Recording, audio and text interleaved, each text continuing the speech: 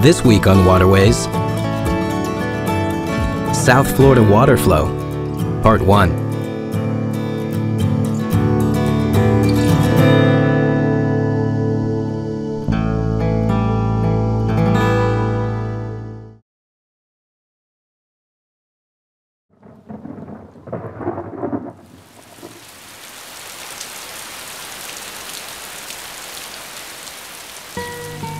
Water, like religion and ideology, has the power to move millions of people. Since the very birth of human civilization, people have moved to settle close to it. People move when there's too little of it. People move when there's too much of it. People journey down it. People write, sing, and dance about it. People fight over it. And all people, everywhere and every day, need it. South Florida is a land covered by water. In the 19th and early 20th centuries, people were obsessed with the idea of draining this water-covered land.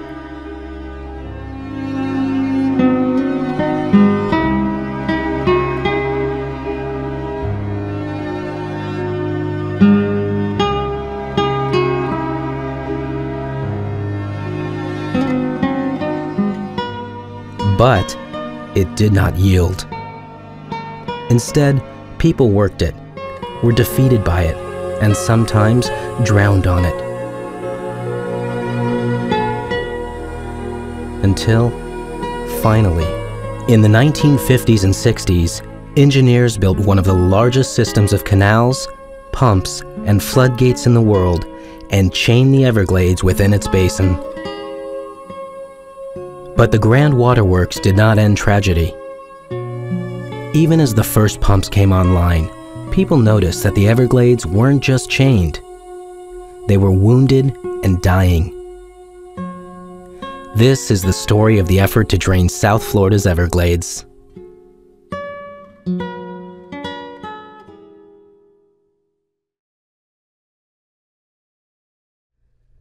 In the 19th century, the whole state of Florida was a poor backwater. Today, this is hard to imagine. The 2000 census counted 6 million people living at the southern end of the peninsula.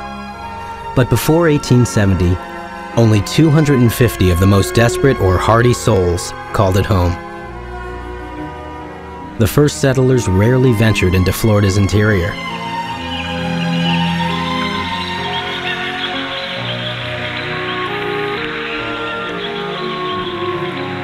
It was covered by a huge wetland called the Everglades. The Everglades, or glades, ran from Lake Okeechobee south to Mangrove Coast along the Gulf and Florida Bay. It was a land made of water, sawgrass marshes, waist-deep sloughs, and tree islands. They were, and are, the homeland to the Miccosukee and the Seminole. They were also home to mosquitoes, snakes, and what many people at the time called noxious vermin. Agronomist and diplomat Dr. Henry Perrin summed up most people's feelings about the Everglades. In 1834, he noted that the government thought it a sickly and sterile land. But if it could be drained and reclaimed, many thought it might become fertile farmland.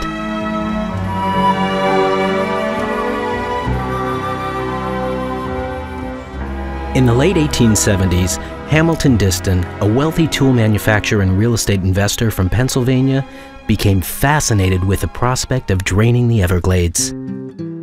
He and the state brokered a deal. Not only would he drain the Everglades, he would also build a canal across the state. But he wouldn't do it for free. Half of everything he drained would be his. The state, barely solvent after the Civil War, quickly agreed. In 1881, Diston began attacking Lake Okeechobee, which sits right at the head of the Everglades. During the wet season, water overflowed Lake Okeechobee's southern shore and fed the Everglades. Diston's engineers reasoned that if you could drain the lake and keep it from overflowing, you could keep the Everglades dry. By 1882, Diston achieved his first success.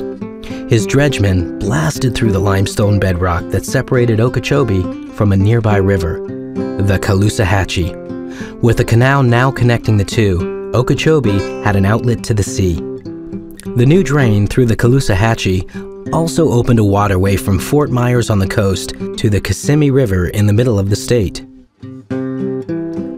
In 1883, President Chester A. Arthur made the trip, and reporters from newspapers all over the East Coast wrote about the 12 million acres of swampland that Diston was on his way to draining. These canals will entirely drain the swamp, and from 10 to 12 million acres of the richest land in the world will be reclaimed. The land was drying out, but critics, including some local landowners who stood to lose their land to Diston, were convinced that his puny ditches had little to do with it. It was several years of drought, they argued, that dried out the sawgrass prairies. The state took a look at Diston's small ditches, some of which were filling in with silt, and agreed with the naysayers. They would give him credit for draining only 50,000 acres.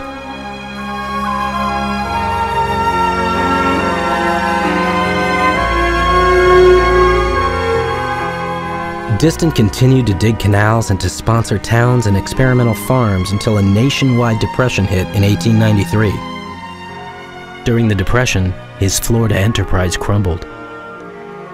In 1896, broken by his losses, he shot himself in a bathtub.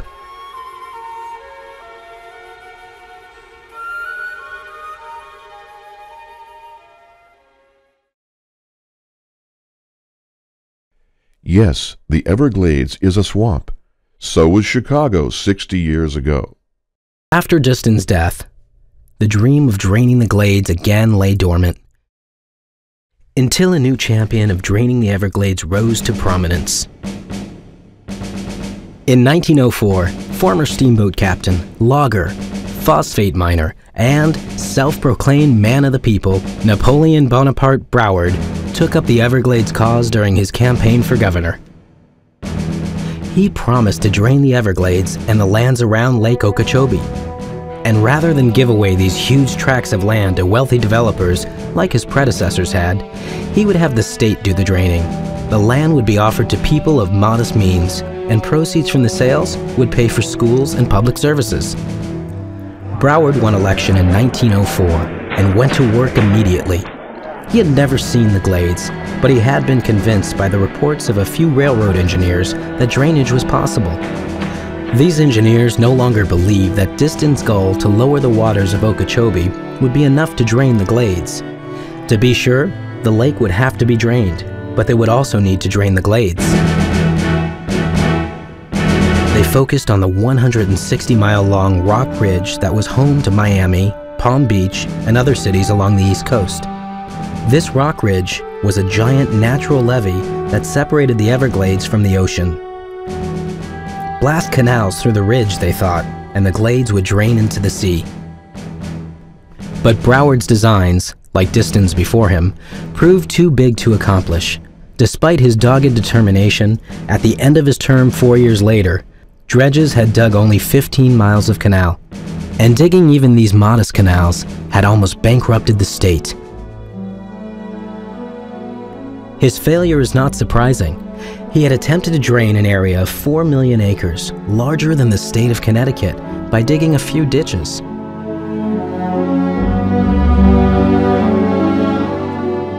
Though Broward failed to drain the Glades, he had convinced the people and politicians in his state that it could be done. They would prove reluctant to let the dream go.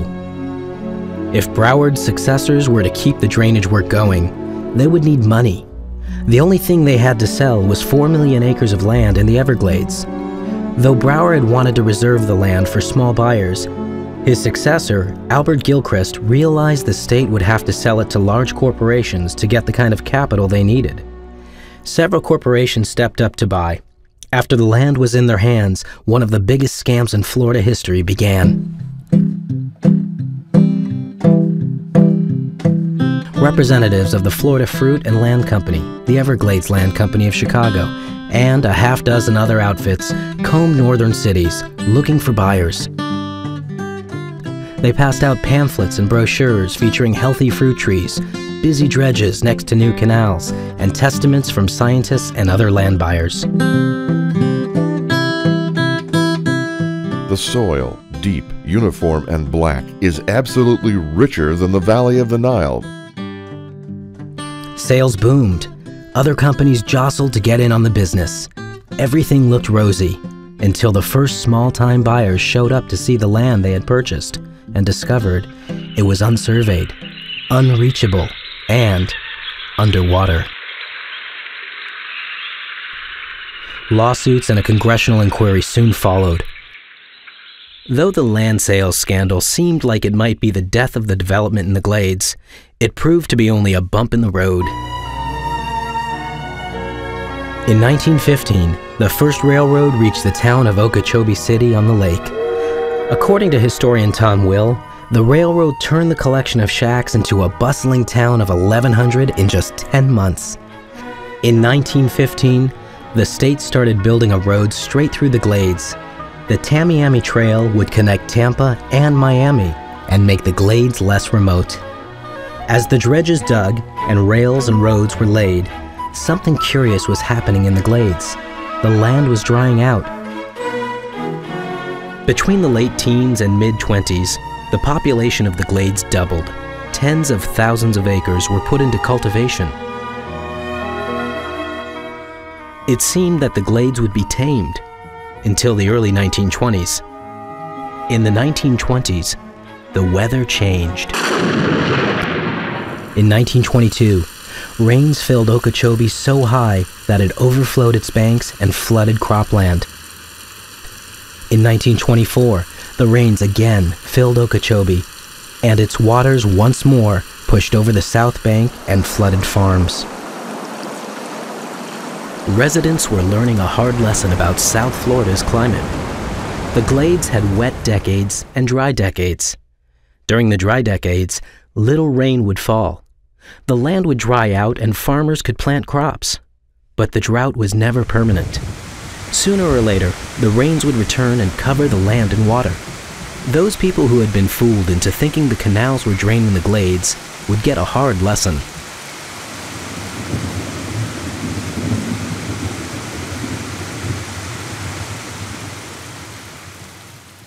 "1926 was another rainy year in a decade that was proving uncommonly wet. On September 17th of that year, Lake Okeechobee was at 19 feet, or dangerously close to flood stage. Farmers had been clamoring for weeks for the engineer to lower the level of the lake, but boatmen and fishermen were clamoring just as loud to keep it full. The engineer trusted the dike would hold. He would soon find out. Before dawn on September 18, a Category 4 hurricane came ashore at Miami and destroyed the city.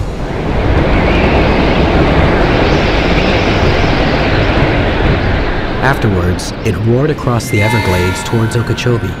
It dumped 8 inches of rain on the lake. The winds moved water around the lake like a giant hand in a bucket.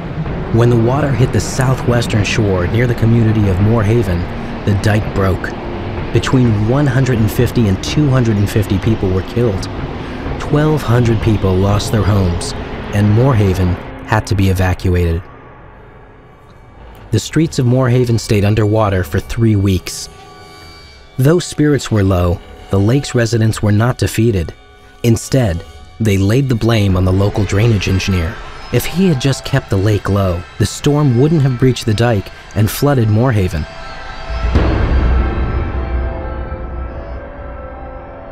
When the waters went down, workers returned to the sugar fields. In the years that followed, the drainage engineer took no chances. By early summer 1928, he had pulled the lake down to 13.3 feet, more than 5 feet below flood stage. Catfishermen working the lake complained until August.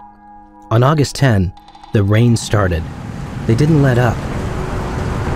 By September 10, the lake was near flood stage. Worse than that, the rains had also filled the canals and ditches draining the lake, making it impossible to drain the lake. There was nothing the drainage engineer could do. there was simply no place to put the water. On September 14, people living near the lake heard the news that they feared worse. A hurricane had flattened Puerto Rico and was on its way towards South Florida. It would be here soon. On that day in September, Vernie Boots was 14 years old and living in Sebring Farms, west of Everglades, just south of Lake Okeechobee. When the Boots family heard the storm was coming, they fled to a seaworthy barge in a nearby canal. They sat for hours and waited. When the storm failed to show up, they went home, assuming it went elsewhere. But the storm hadn't missed them. It was just taking its time. When it hit on the night of Sunday, September 16th, 1928, it would make the 1926 storm seem like a warm-up act.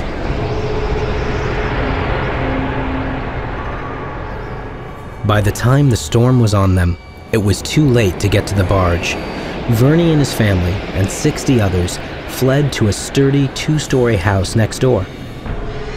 The floodwaters lifted the house where the Boots family was taking shelter off its foundation and smashed it on a nearby roadbed. Boots and his two brothers grabbed pieces of wood from the disintegrating house and used them as life rafts. When daylight came the next morning, they were floating 2 miles away in the Everglades. As Boots told St. Petersburg Times reporter Jeff Klinkenberg, "Nothing was left of the community where I lived except 4 palm trees. Whatever you were wearing is what you had. It found the bodies of my father and my brother. They're buried in a cemetery near the Caloosahatchee River. But my mother was never found. I never saw my mother again."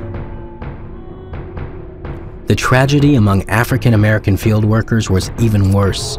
More than 1,500 drowned when their tar paper and scrap wood shacks were torn apart.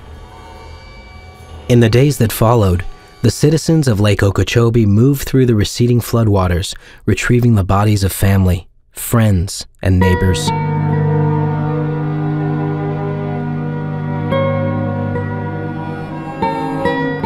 Following the 1928 storm, the state of Florida pleaded with the federal government for aid.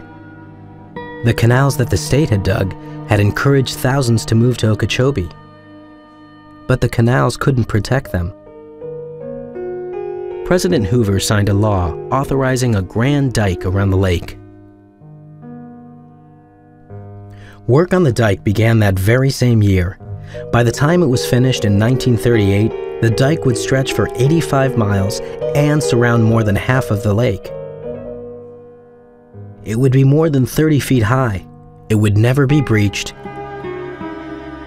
Lake Okeechobee was chained in its basin. The federal government might have taken on more work in the Everglades, but in 1941, World War II came to the United States. At the beginning of the war, Florida was still the least populated southern state. But that was about to change. The year-round mild climate was perfect for training bases. By 1943, the armed services had built 172 military installations in the state.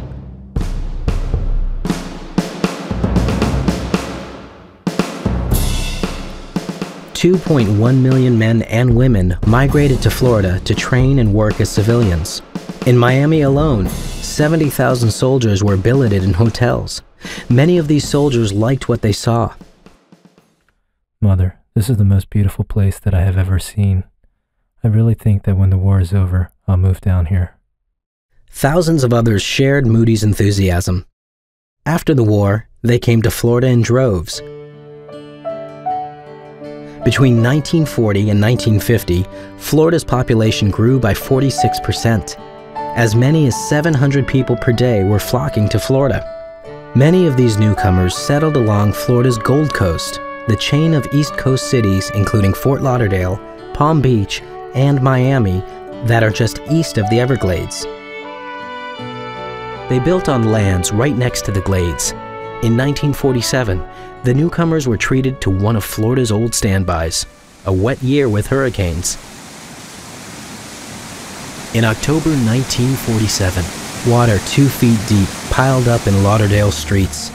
Almost 12,000 people had to be evacuated from the outskirts of Miami. Septic tanks overflowed and polluted the water. Parts of Palm Beach County were underwater for months. South Florida became, in the words of one national newspaper, an inland sea. Florida's new residents weren't about to see their homes ruined by floods.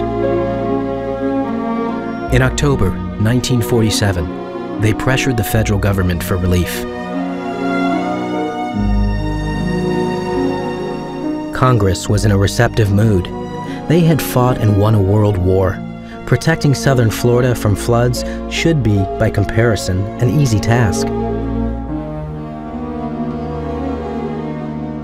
In 1948, they authorized the Central and South Florida Project. The project was a massive undertaking. Over the next 30 years, the U.S. Army Corps of Engineers would build or improve 1,400 miles of canals and levees and install dozens of pump stations and gates. When all was done, the waterworks would cut the Everglades into manageable squares and triangles of land, each piece with its own levees, canals, and pumps. The first order of business was to build a 100-mile-long levee separating the glades from the coastal cities. After that, the engineers sectioned off 700,000 acres of rich muckland south of Okeechobee and installed pumps that would make certain farmers would no longer suffer from floods. While they were willing to give 700,000 acres to farms, engineers finally admitted that most of the glades were no place for agriculture. This project wasn't about reclaiming farmland or settling the glades. This project was about flood control for towns and cities. The Everglades, south of the agricultural area, 850,000 acres, would be turned into large reservoirs called water conservation areas. These reservoirs would give the state the storage they needed to deal with floodwaters. Engineers would also widen and deepen every canal draining Okeechobee and the glades. The canals would no longer be half-baked ditches prone to overflow and silting. Instead, they would be grand waterways. The Mammoth Flood Control Project got its first test when Hurricane Donna hit in 1960. The hurricane ripped across southern Florida and dumped 8 to 12 inches of rain. Nearby Tampa was underwater, but people within the boundaries of the Central and South Florida project stayed dry. The Everglades was chained. The people of the United States had built one of the most successful flood control projects in human history. 9 million acres of swamp could now be operated with switches, pumps, and gates. But this success came at a price that people recognized even as the first canals were dug and the first levees were put in place. Peat soils blew away, crops faltered, and some of the plants and animals that called South Florida home began to disappear. The taming of the Everglades and man's control over its water was a success, but at a price. And that story is for another episode of Waterways.